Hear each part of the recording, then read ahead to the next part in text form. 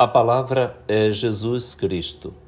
Segunda-feira, na 27ª semana do Tempo Comum, 6 de outubro de 2025. Oremos.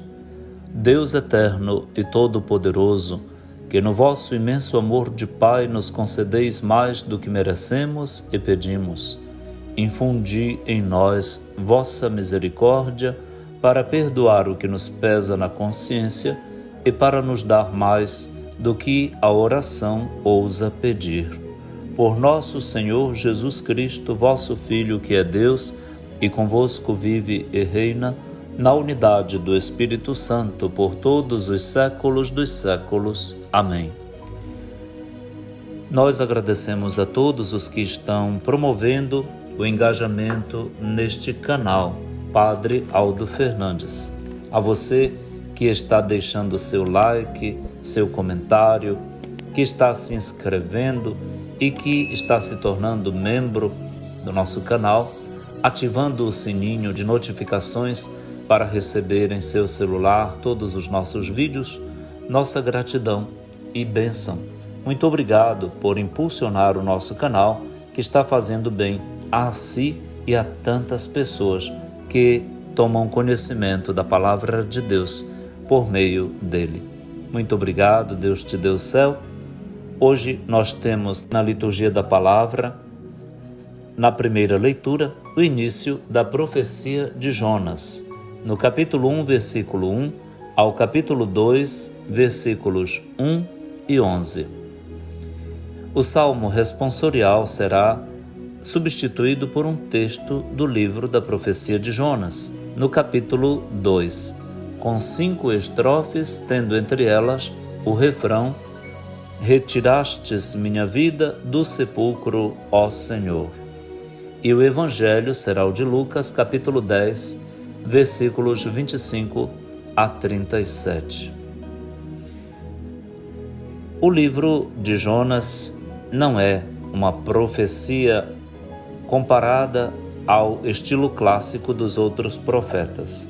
Embora ele seja citado como personagem histórica real no segundo livro dos Reis, a profecia de Jonas está contida em 4 capítulos e 48 versículos que compõem o seu livro, e se trata mais de uma prosa do que de uma linguagem profética clássica.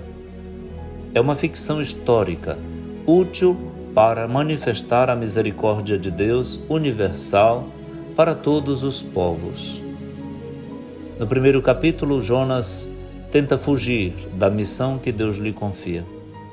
Na segunda, ele ora no ventre do peixe que o engoliu na sua fuga, e o Senhor o salva, fazendo com que o peixe o vomite na praia.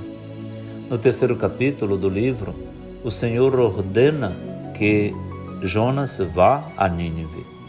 E no quarto, Jonas fica zangado porque o Senhor perdoa Nínive e, segundo o parecer de Jonas, a cidade deveria ser destruída. Mas o que prevalece é a misericórdia do Senhor, apesar de tudo, para todas as nações. Nós temos então, no texto do início da profecia, hoje, na primeira leitura, no início da profecia, na primeira leitura da missa, o texto da apresentação de Jonas.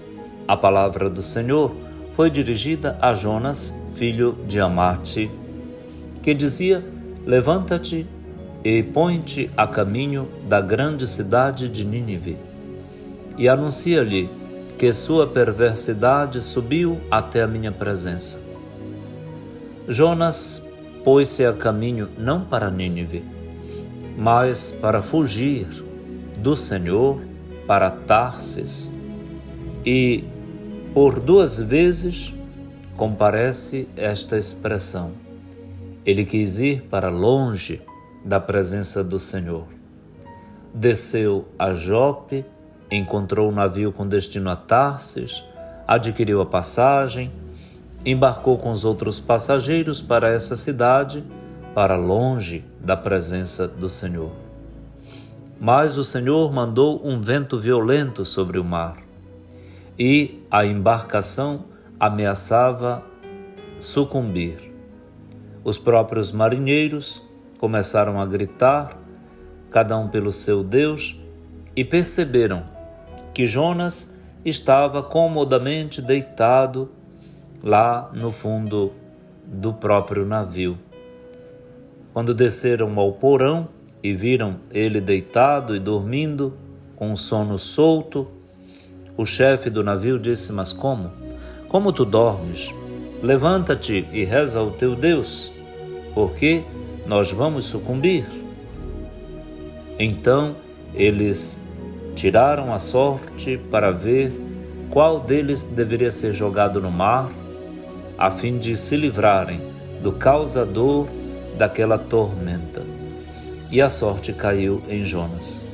Foi aí então que atiraram Jonas no mar, e Deus permitiu que um peixe o engolisse. E assim, tentando fugir da presença do Senhor, Jonas vai ter então que encontrar-se com o Senhor numa situação bastante complexa. Pegaram Jonas e o atiraram ao mar, e cessou a fúria do mar que se encapelava. Invadiu esses homens um grande temor do Senhor. Ofereceram-lhe sacrifícios e fizeram-lhe votos. Tirar do meio da comunidade os traidores, os covardes, traz para todos conversão, clareza e religiosidade. Portanto, compromisso. Olha que conversão já aconteceu ali, entre aqueles que estavam no barco que iam para Tarsis. Jonas então foi engolido por um grande peixe, como se fosse sepultado, para ressuscitar depois desta morte para o Jonas velho, fujão, covarde, preguiçoso. Então o Senhor fez Jonas, depois de 3 dias, ser vomitado pelo peixe na praia. É assim que termina o relato da prosa de hoje. Retirastes minha vida do sepulcro, ó Senhor. Nós rezamos ou cantamos com o Salmo responsorial hoje, recordando aquilo que aconteceu com Jonas. No Evangelho de Lucas, capítulo 10, versículos de 25 a 37, que é exclusiva do Evangelho de Lucas, um mestre da lei, querendo pôr Jesus em dificuldade, perguntou como ele deveria fazer para receber em herança a vida eterna. Jesus diz que ele sabe ler a Escritura, como ela está escrita e como ele lê. Ele, à ponta da língua decorada, diz os mandamentos da lei: amarás o Senhor com toda a tua força e ao próximo como a ti mesmo. E Jesus corrobora, confirma que ele correspondeu bem. Agora falta viver, praticar isso. E ele, então, para continuar colocando Jesus em dificuldade, pergunta quem é o seu próximo, e Jesus conta a parábola do homem que descia de Jerusalém para Jericó e caiu nas mãos de assaltantes e teve passados pelo lado dele um sacerdote que oferecia sacrifícios no templo, que o viu e seguiu sem se interessar do homem caído no caminho, um levita, que era o homem da palavra e da lei, que agia na sinagoga, que fez a mesma coisa, desprezando o homem caído, e por fim um samaritano que com 9 verbos chegou, viu, sentiu compaixão, aproximou-se dele, fez curativos, derramou óleo nas feridas, colocou o homem no próprio animal, levou-o a uma pensão, cuidou dele, pegou 2 moedas de prata para entregá-las ao dono da pensão, recomendando: toma conta dele, quando eu voltar vou pagar o que tiveres gasto a mais. E assim, com esta abundância de verbos, Lucas põe na boca de Jesus a frase fatal: na tua opinião, qual dos três foi o próximo do homem que caiu nas mãos dos assaltantes? E ele respondeu: aquele que usou de misericórdia para com ele. Então Jesus lhe disse: vai e faz a mesma coisa. Mais do que saber falar bonito, mais do que falar, o que importa é fazer. Tem muitos entre nós que falam pouco, com a boca, mas dizem muito, com a vida. E a sua? Como é que vai? Você fala mais por onde? Pela voz ou pela vida? Que tudo em nós transmita o bom testemunho do seguimento do Senhor, porque a vida eterna começa aqui, por aquilo que a gente diz e faz. Jesus é o dito e feito do Pai, a palavra que se faz vida. A palavra é Jesus Cristo. Ótima segunda-feira para todos na companhia de Maria. Ave Maria, cheia de graça, o Senhor é convosco.